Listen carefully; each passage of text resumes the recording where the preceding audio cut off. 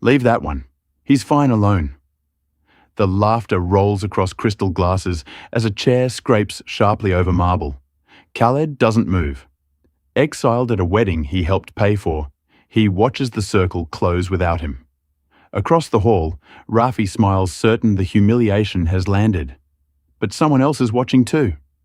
A waitress with steady hands and fearless eyes steps toward the man everyone avoids. She has already seen something she shouldn't have backstage. She doesn't know yet that the billionaire they mock is the only one who can destroy the traitor hiding among them.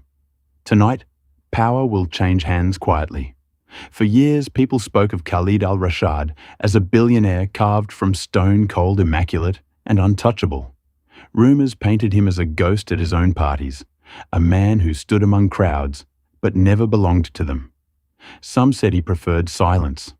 Others said life had taught him that trusting the wrong people could destroy empires. But none of them knew the truth made of flesh exhaustion and loneliness, until the night his solitude became impossible to ignore.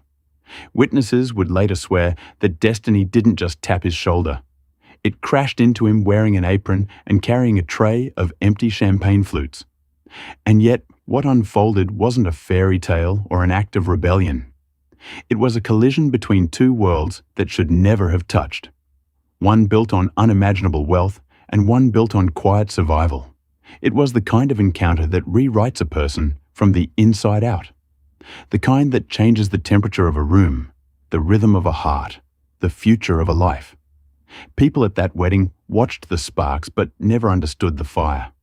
But you will, because this story told as it truly happened reveals how a single moment can dismantle a lifetime of walls, and how even the richest man in the room can be the loneliest until the right stranger decides to walk toward him. The moment it happened, the entire wedding hall seemed to breathe differently. A single chair, his chair scraped sharply across the polished marble floor as the last guest seated near him stood up and hurried away to join a livelier table. The sound echoed like an accusation, slicing through the orchestra's soft music and pulling a few curious glances toward the man left sitting alone. Khaled al-Rashad didn't move, didn't flinch, but the isolation around him grew like a circle drawn in chalk, clear, cold, and impossible to ignore. The bride's cousins whispered about him from behind flower arrangements, small conspiratorial smiles lighting their faces. The groomsmen laughed too loudly as they passed by, pretending they hadn't shifted their celebration to a different corner just to avoid sharing a table with him. Even the waiters, nervous, overworked, avoiding mistakes, were subtly rerouting themselves so they wouldn't be the one forced to approach the billionaire whose expression could freeze a river. And in that swelling silence, the truth became unmistakable. He wasn't just alone. He was ostracized, exiled at a wedding he helped pay for. Then, in the middle of that widening void, something unexpected happened. Something that would later be recounted in hushed amazement by every staff member in the room. A single waitress balancing a tray of empty flutes stopped. She looked directly at Khaled, not with fear, not with calculation, but with a curiosity soft enough to feel like rebellion, while the rest of the hall moved away from him, as if he carried a curse. She took a breath, straightened her shoulders, and began walking toward the man no one dared approach. And that simple step, quiet, defiant, almost invisible, would alter the course of both their lives forever. Khaled al-Rashad had been born into a dynasty where silence was inherited like property. From childhood, he learned that emotions were liabilities, that affection could be weaponized, and that trust was a currency more dangerous than oil. His father built empires while dismantling every bond around him. And Khaled grew up surrounded by marble floors, private tutors and security teams, but never warmth. By adulthood, he had mastered every room he entered, but none of them ever truly held him. To the world, he was the man who could buy anything. To himself, he was the man who could never keep anything he cared about. Now nearing his mid-30s, he carried the weight of a corporation worth billions, but the cost was written in the quiet lines around his eyes. Nights blurred into board meetings, days vanished in negotiations, and every victory tasted faintly of exhaustion. His phone buzzed with demands, not invitations. Assistants scheduled his sleep as if rest were a luxury item. And despite the power he wielded, he moved like someone expecting betrayal at every turn. Not because he was paranoid, but because he had lived through it. Partners had turned on him. Friends had sold him out. Lovers had rehearsed affection just to sign contracts with his family name. Still beneath the layers of composure, something stubborn and fragile remained. A quiet hunger for something real. Khaled admired small acts of honesty, the kind most people overlooked. He remembered strangers who held doors open without recognition, baristas who drew hearts on coffee cups without knowing who he was, workers who laughed freely without expecting a reward. These slivers of humanity were his escape, his hidden comfort, the life he wished he could live without the weight of legacy pressing against his spine. And that night, as he sat alone at the wedding, he didn't clear his throat, realize that the world he longed for was finally walking straight toward him. Rafik Darzi entered the wedding hall, the way a storm enters a quiet sea, loud, bright, and impossible to ignore. His laughter rose above the music. His cologne followed him like a signature, and every handshake he offered seemed to pull people instantly into his orbit. He was the type of man who was never alone, never clears throat, unnoticed, never denied. A self-made magnate who climbed from the desert outskirts into global fame. He wore success like armor and charm, like a sword. And for reasons buried deep in childhood rivalry, he had always taken silent pleasure in outshining Khaled whenever their paths crossed. Where Khaled was a statue of restraint, Rafik was a spectacle of excess. He swept through the tables, greeting guests with theatrical warmth, kissing cheeks, making lavish promises, playing the generous king in a palace of borrowed adoration. People adored him because he made them feel important. People feared Khaled because he made them feel exposed. And Rafi nurtured that contrast with meticulous intention. Even tonight at their mutual friend's wedding, he moved like a man performing in a spotlight. Knowing his presence drew attention, especially attention away from the one person who refused to play his games. But beneath the smiles and golden confidence, Rafi carried a sharpness polished by years of competition. He noticed instantly that Khaled was alone, not by accident, but by atmosphere, and it pleased him.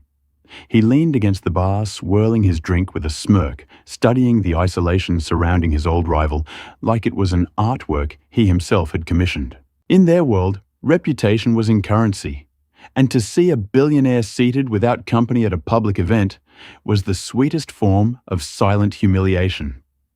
Rafi didn't need to speak to Wound. He only needed to be seen winning, especially when Khaled wasn't playing. The humiliation arrived, disguised as celebration. As the bride and groom moved to the center of the dance floor for their first dance, the MC called for all honored guests to gather around them. People rose from their tables, forming an elegant circle. Everyone except Khaled, who remained seated because no one had invited him to join their group. The space around him widened again, like a slow tide, pulling back, leaving him exposed at the farthest edge of the room. Cameras swept across the crowd, capturing smiling faces, sparkling dresses, lifted glasses, and then lingered awkwardly on the solitary figure the videographer didn't know whether to include or avoid. Rafi seized the moment with the precision of a man who had waited years for it. He strode toward the dance floor, stopping just close enough for his voice to carry back to Khalid's table. Some people prefer to watch from the outskirts, he said, with a grin sharp enough to cut glass. He wasn't looking at Khaled when he said it, but everyone else was. Laughter rippled through the guests, small but cruel, the kind that tries to hide itself behind champagne flutes. Even the orchestra seemed to hesitate, as if the air had changed temperature. Khaled's jaw tightened by a fraction, a movement so subtle only those who hoped to see him break would catch it. And then came the final blow, delivered without mercy. A waiter carrying a tray of gold-rimmed glasses paused near Khaled's table, trying to decide whether to offer him a drink. Before the young man could step forward, Rafi called out across the room, "Leave that one. He's fine alone." The guests laughed again, louder this time, the humiliation landing squarely in front of the man who had built skyscrapers but couldn't escape a moment engineered to make him small. For a heartbeat, he sat perfectly still, a monument of composure in the middle of a storm. But beneath that stillness, something old and bitter twisted inside him, something that would soon collide with fate in a way no one expected. The exact moment his hidden power surfaced was almost invisible to the room. Almost. As the laughter faded and guests drifted back into their conversations, one of the violinists near the stage struggled with a broken string, causing the entire ensemble to falter. The conductor raised his hands, flustered, trying to guide them back into rhythm, but the melody collapsed into a chaotic tangle of mismatched notes. The bride glanced nervously at the groom. Staff scrambled. The hall shifted into a quiet panic, and that was when Khaled finally rose from his chair, moving not with anger, but with a stillness so decisive it silenced the people nearest to him. Without a word, he crossed the hall and stepped beside the struggling musicians. The conductor opened his mouth to protest, but before he could speak, Khaled gently reached for the spare violin on the stand. The musicians froze. Everyone knew Khaled as a businessman, not an artist. But the moment he positioned the instrument beneath his chin, everything changed. His posture transformed, his expression softened, and in a breath, he drew the bow across the strings. With a clarity so pure, it sliced through the noise like light breaking open a storm. The hall stopped. Heads turned. Conversations died mid-sentence. It wasn't just skill. This was mastery that belonged to another lifetime. Then the unexpected happened. The remaining musicians instinctively followed him. The cellos fell into rhythm. The violas harmonized. And the entire orchestra reorganized around the man who wasn't supposed to know music at all. Within seconds, the wedding was filled with a soaring rendition of the original melody, richer and more emotional than the rehearsal had ever been. Even the bride wiped away a tear, stunned by the beauty emerging from chaos. And across the room, Rafi's smile faded, not because of envy, but because he recognized in that moment what everyone else was now seeing. The man they mocked, avoided, and underestimated had just revealed a talent so breathtaking it rewrote the room's opinion of him in a single note. But brilliance, especially when revealed at the wrong moment, can threaten the wrong people. And as the last note of Khaled's impromptu performance dissolved into stunned applause, the orchestra's conductor stepped forward with a smile too polished to be sincere. "Thank you, Mr. Al-Rashad," he said loudly enough for the entire hall to hear. "But this wedding is not the place for interference." The word landed like a slap. Murmurs rippled through the guests. A few clapped awkwardly, not sure whether to celebrate or retreat. Khaled simply handed the violin back, his expression unreadable, but the humiliation was sharp, deliberate, and timed perfectly. The groom's uncle, who had hired the orchestra and prided himself on every detail of the event, stormed toward Khaled with the stiff posture of a man who needed someone to blame. "You disrupted the entire performance," he hissed quietly, though everyone near them could hear. "This was a wedding, not a display of ego. Please return to your seat and refrain from causing further issues." People stared, pretending not to listen while savoring every second. It didn't matter that he had saved the performance. It didn't matter that he had restored the bride's joy. The narrative had already been twisted. The billionaire had embarrassed the professionals. Then came the final blow, the one designed to shatter his dignity completely. Moments later, a member of the event staff approached him with an apologetic expression. "Sir, the family has asked that you relocate to acquire a table outside the main hall. They said it will avoid further interruptions." In other words, he was being removed, politely exiled, hidden from sight, like a problem that needed to be contained. And though Khaled's face remained composed, a crack formed beneath that stoic surface. For the first time that evening, he felt the weight of something he hadn't felt in years. Not anger, not shock, but the old ache of being unwanted. Despite having done everything right, Khaled had barely taken his first step toward the secondary hall when his phone vibrated once sharply with the distinct tone reserved for only 3 people in his life. He considered ignoring it. Tonight had already carved enough wounds into his pride. But something, a whisper of instinct, made him check the screen. The name glowing back at him froze him in place. Rafi Darzi, the rival, who had smirked at his humiliation. The man who hadn't spoken more than a handful of polite insults to him in the last 5 years, now calling him in the middle of the wedding. It made no sense, unless, of course, it made perfect sense in a way he didn't yet see. He answered with the distant calm of someone preparing for another blow.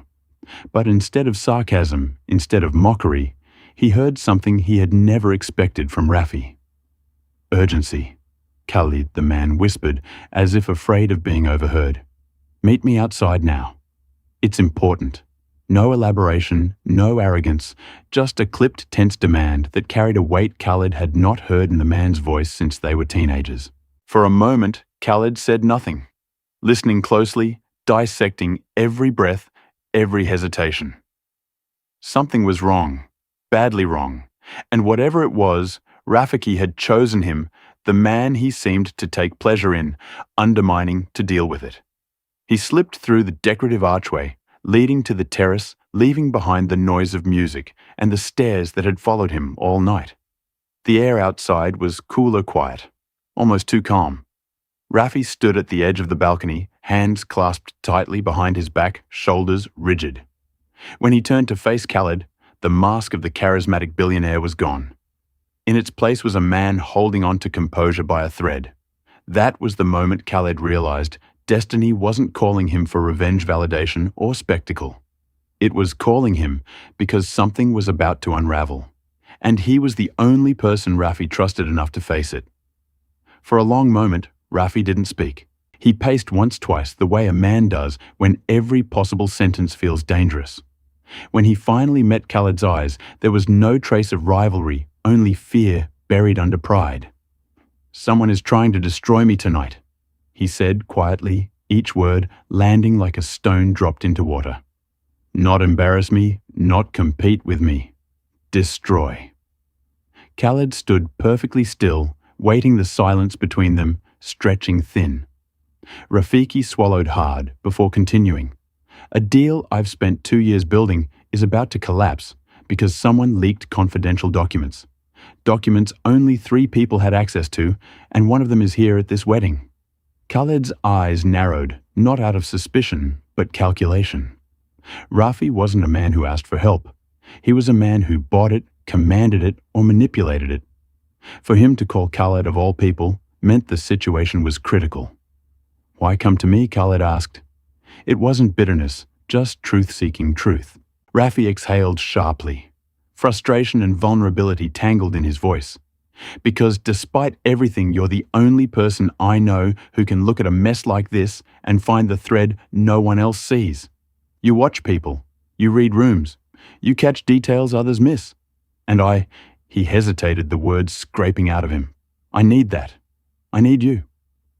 The confession hung in the air between them, stripping years of rivalry down to something raw and unexpectedly human. For the first time that evening, Khalid felt the balance of power shift. Not through arrogance, not through revenge, but through necessity. Rafik wasn't asking for a favor. He was asking for salvation. And the irony wasn't lost on either of them.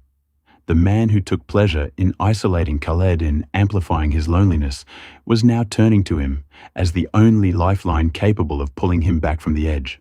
Fate, it seemed, had a sense of humor far sharper than any insult exchanged between them. Khaled didn't answer immediately. He let the silence settle. Let Rafi feel the weight of what he was asking. For years, this man had chipped away at his dignity in subtle strikes, public jabs, private condescendence, calculated slights masked as jokes. And now he stood trembling at the edge of ruin, asking for the very loyalty he had never offered.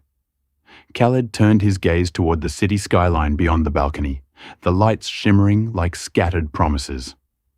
When he finally spoke, his voice was calm, steady, and carved with new boundaries. "If I help you," He said, "There will be rules, and you will respect them." Rafi straightened slightly, caught off guard by the sharpness beneath Khaled's composure. "Name them," he said, though not without a flicker of defensiveness. Khaled stepped closer, not aggressively, but with a presence that filled the air between them. First he said, "You will not," and talk down to me again. "Not in public, not in private. If I'm to fix your disaster, you will treat me as your equal." Rafi blinked stunned, because no one spoke to him that way. Second, Khaled continued, "If I uncover betrayal, sabotage, or corruption in your circle, you will not interfere. You asked for the truth. You'll accept it even if it hurts your pride." Rafi swallowed, trying to mask the sting in his eyes. The old dynamic between them, the rivalry, the imbalance, the constant need to perform dominance was dissolving under the pressure of the moment. Khaled's final condition landed with the quiet force of a man reclaiming every ounce of respect he had been denied. And third, he said, "I will proceed my way. No shortcuts, no theatrics, no pressure. You want my mind then, you trust my process." For the first time in their long history, Rafi nodded, not with arrogance, but with surrender. "Agreed," he whispered. And in that fragile exchange, a new version of their relationship began. A version born not from competition, but from necessity and hard-earned boundaries. Khaled didn't waste time. The moment Rafi agreed to his conditions, something shifted inside him. Not pride, not revenge, but clarity. He straightened his suit jacket, rolled back his shoulders, and stepped away from the balcony with the purposeful stride of a man returning to a battlefield on his own terms. The humiliation from earlier no longer clung to him. Instead, it hardened into focus. He walked back into the wedding hall, not as the isolated billionaire they had mocked, but as a strategist stepping into a live puzzle. Every table, every whisper, every movement of the staff became data points in a map only he could read. His mind sharpened, his presence changed, and the room seemed to sense it before anyone could name why. He requested access to the event's backstage areas, lighting booths, staff corridors, catering prep rooms, spaces no guest ever saw. And this time, the workers who had avoided him earlier stepped aside without hesitation. Something in his tone, something in his eyes told them he wasn't here to demand luxury. He was here to fix something vital. He spoke with calm authority, asking precise questions, inspecting schedules, studying the security layout, reading expressions like they were lines in a book he knew by heart. His posture grew more controlled, his movements more efficient. The wait staff who had watched him suffer earlier now watched him reclaim the space with a quiet power that made them straighten subconsciously as he passed. By the time he reached the service elevator, he was no longer the man who had been pushed aside, mocked, and relocated. He had stepped into a different version of himself, one he hadn't embraced in years, the version who built companies from chaos, who turned negotiations around with a single observation, who saw deceit before it spoke aloud. And as he rode the elevator down to the lower level where deliveries were checked and staff rotated shifts, he felt something unexpected stirring beneath the layers of discipline anticipation.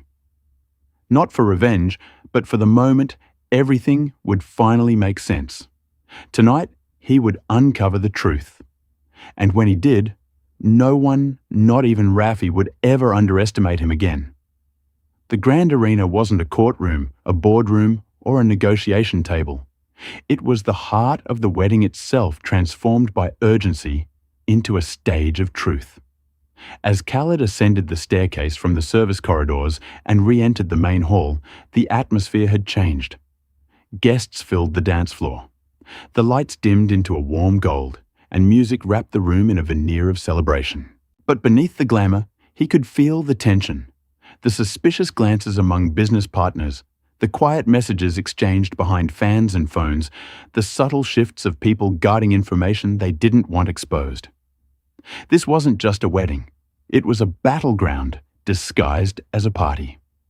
Rafi stood near the head table, masking his anxiety beneath a smoothed expression, but Khaled could read the stiffness in his shoulders.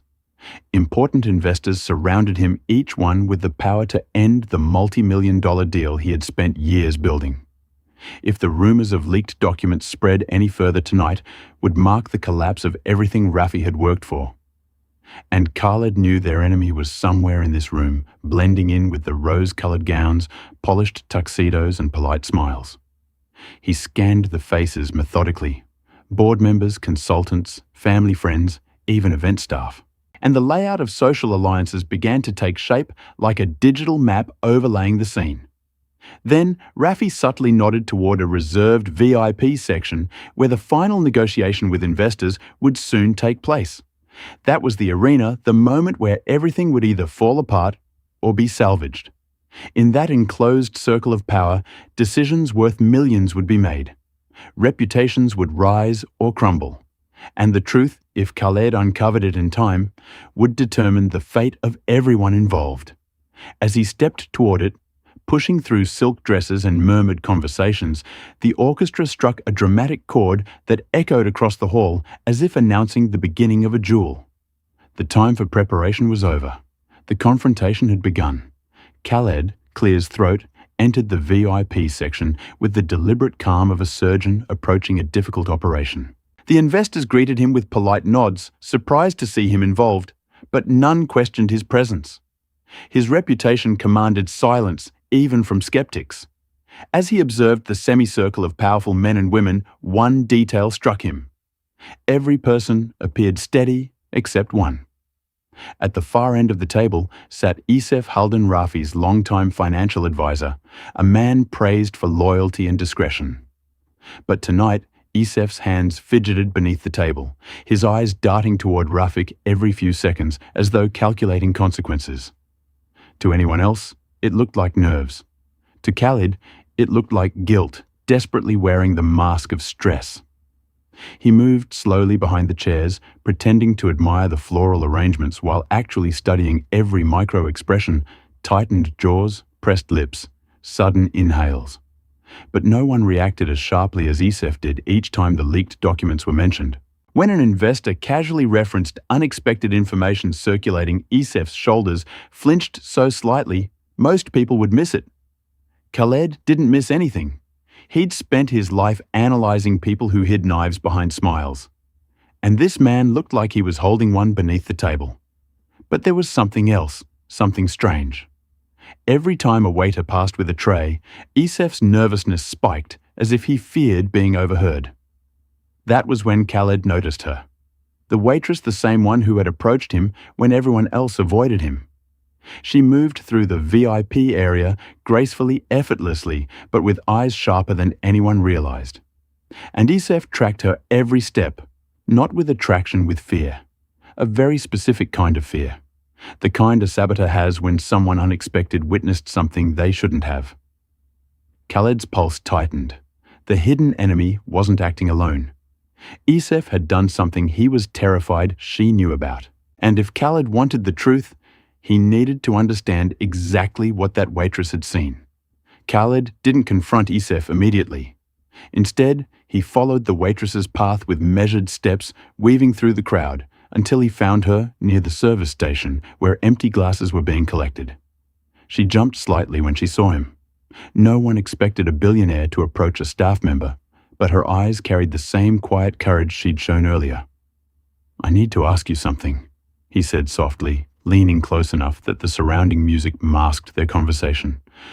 "You saw something tonight, something someone hoped you wouldn't."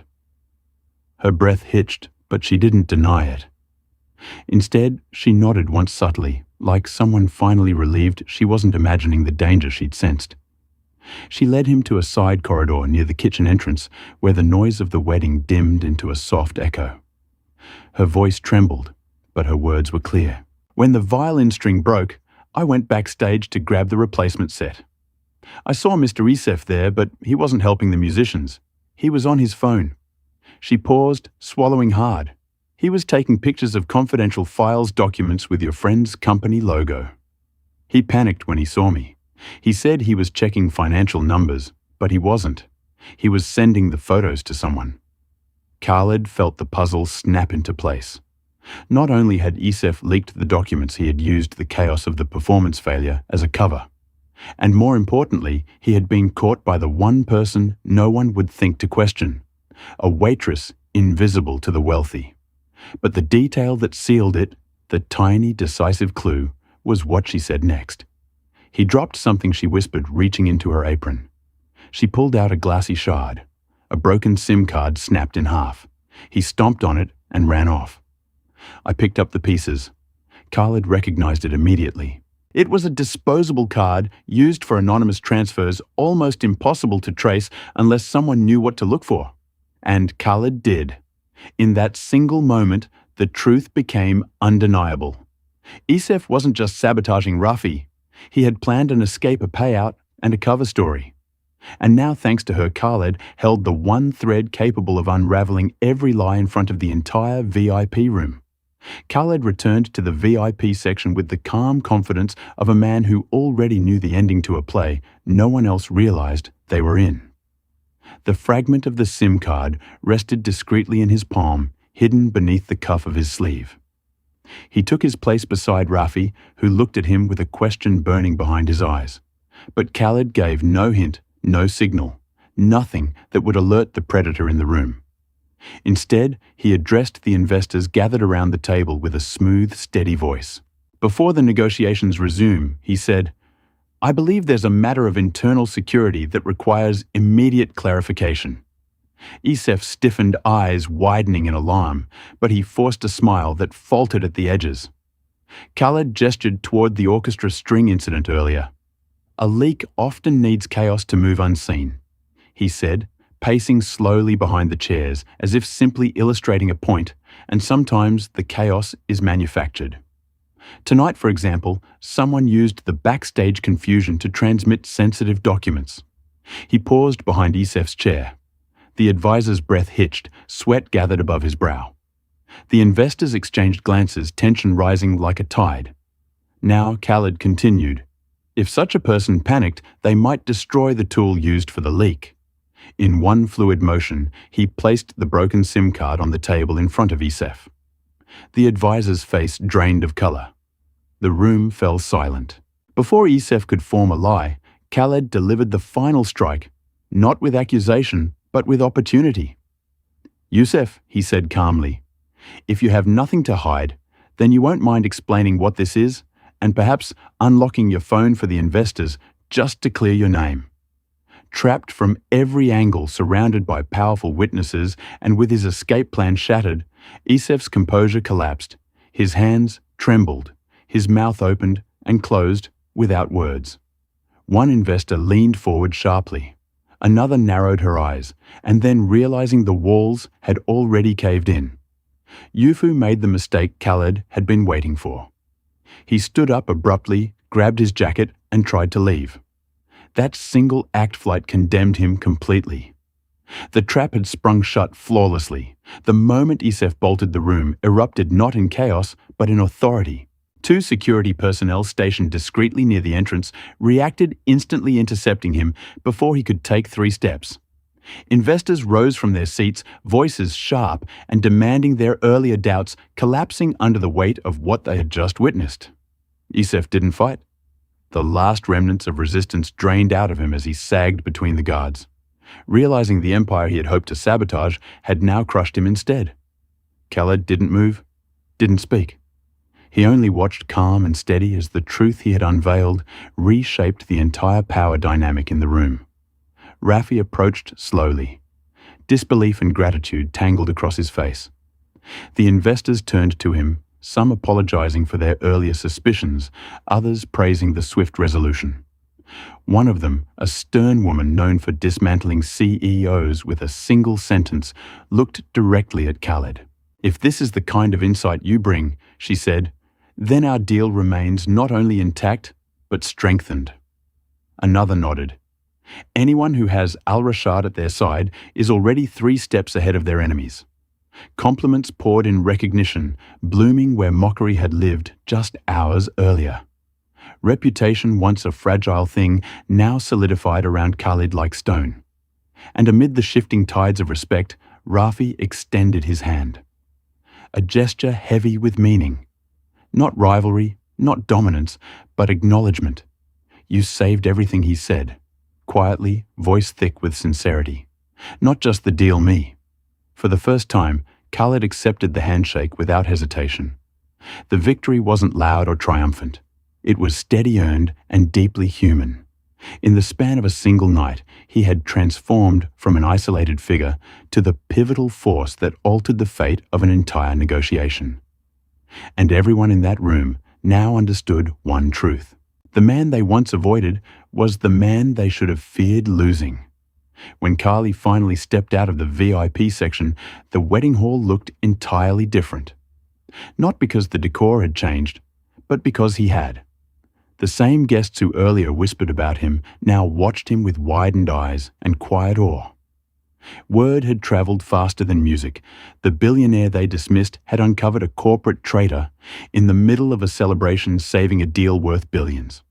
But Khaled didn't bask in the attention. He moved with a new kind of steadiness, a grounded confidence free from arrogance. For the first time all night, he didn't feel like an outsider walking through a room that didn't want him. He felt like someone who had chosen exactly where he stood. As he walked along the periphery of the dance floor, staff members straightened instinctively, not out of fear, but respect.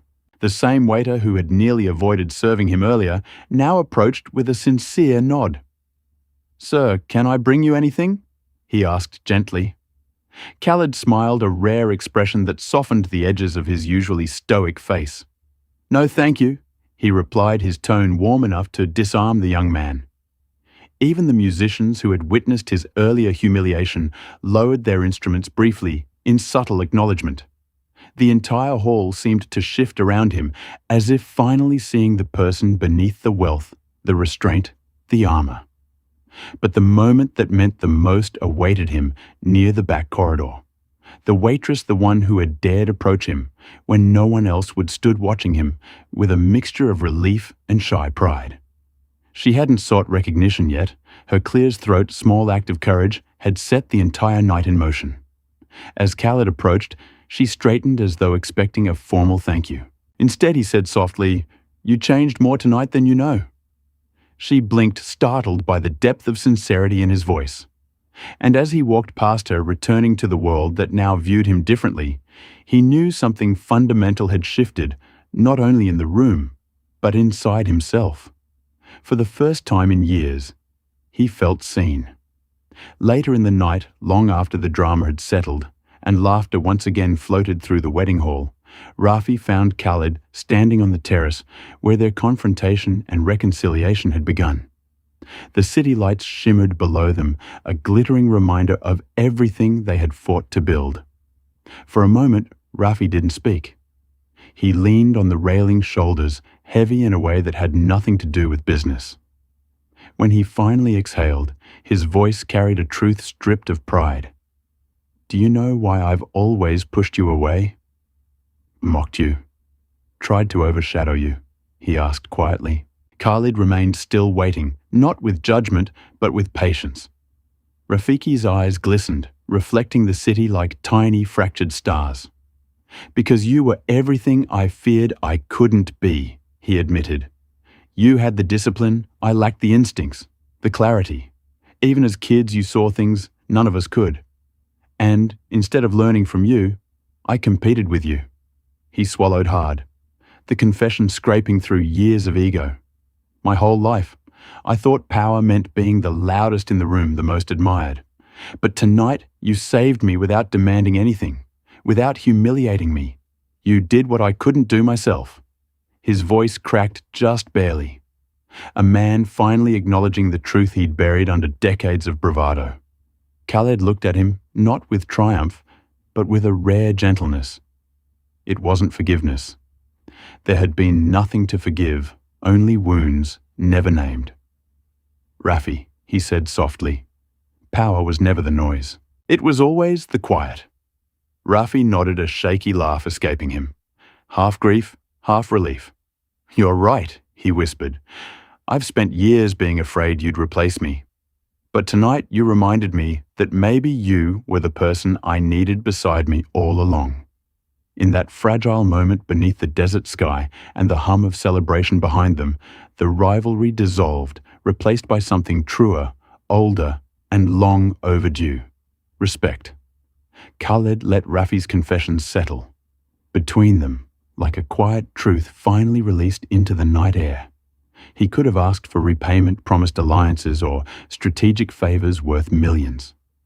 But as he glanced back toward the wedding hall, toward the waitstaff rushing to clear tables, toward the young waitress who had unknowingly rerouted the entire course of the night, his heart settled on something entirely different.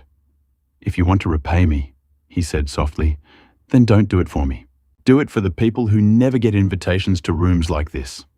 Rafi frowned slightly, not understanding. Khaled continued, voice steady.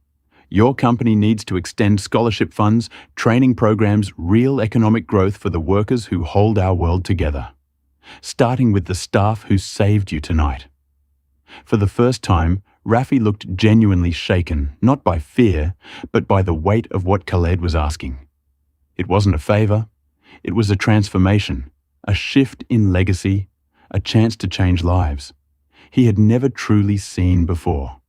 "You're asking me," he said slowly, "to give opportunity to people no one in our circles ever acknowledges."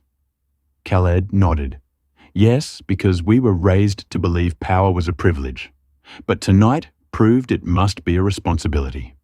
The words landed with quiet force, echoing across the terrace like a pledge waiting to be signed. Rafi stared at him, chest rising, with a deep breath that signaled the acceptance of something bigger than profit. Finally, Rafi extended his hand once more. This time, not as an apology or gratitude or surrender, but as a vow.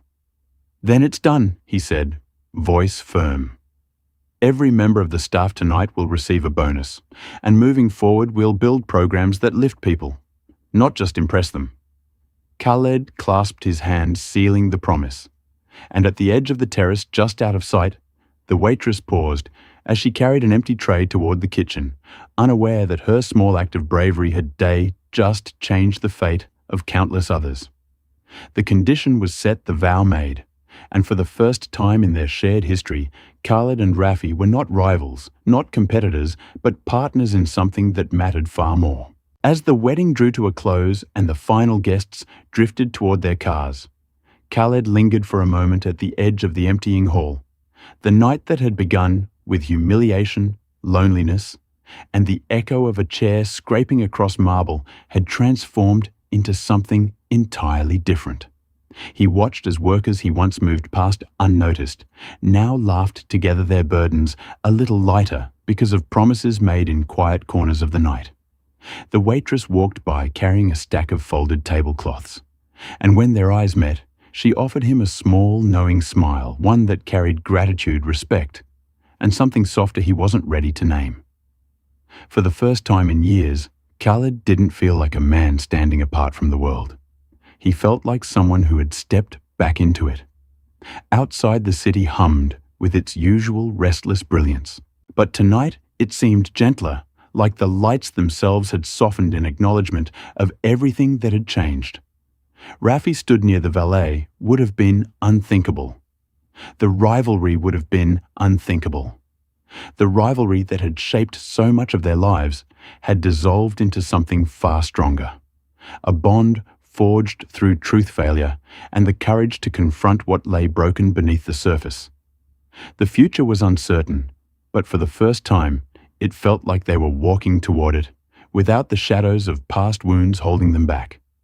As Khaled stepped into the cool desert night, a thought lingered in his mind. Simple, honest, irresistible. Sometimes the smallest kindness rewrites the greatest stories. He looked back at the venue one last time, remembering how a single waitress had walked toward him when everyone else walked away. That moment had changed everything. A ruined performance saved, a sabotage exposed, a rivalry transformed, and an entire company redirected toward lifting lives instead of guarding power. And so he asked himself, and now perhaps one final question. How many lives could be changed if more people dared to step towards someone who seemed alone